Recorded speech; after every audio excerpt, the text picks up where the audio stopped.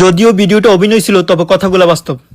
এই ভিডিওটা সম্পূর্ণ দেখে যান, তাহলে বুঝতে পারবেন। খুবই শিক্ষণীয় একটা ভিডিও। কই গেছিলা তুমি?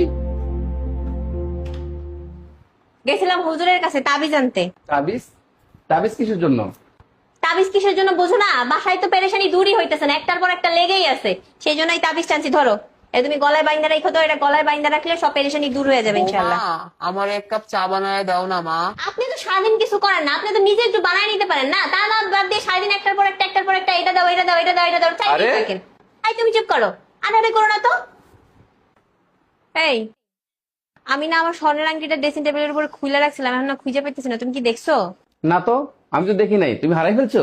হারাইবো আবার কেমনে, বুঝলাম না তো। তুমি কি দেখছো? এই যে কতদিন ধরে তাবিজটা আইনা দিছি তোমারে, হ্যাঁ 1 মাসের উপরে হইলো, এখনো পর্যন্ত কোনো পেরেশানি তো দূর হইলো না, উল্টা একটার পর একটা লেগেই আছে। তাবিজ কি কাজ করতেছে না?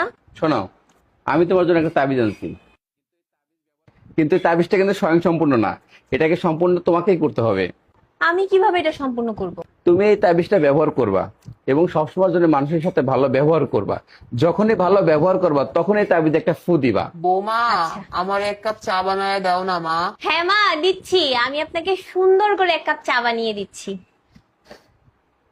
তোমাকেও কি 1 কাপ দিব? দাও। এই, তুমি কি দেখছো যে তোমার এই তাবিজটা দেওয়ার পর থেকে ঘরের মধ্যে সমস্ত পেরেশানি তো দূর হয়ে গেছে, আর এখন শুধু শান্তি আর শান্তি, আল্লাহর রহমত আইছে। হ্যাঁ, মাশাআল্লাহ। তাবিজটা খুলো তো। এটা কি? এটা তো সাদা কাগজ।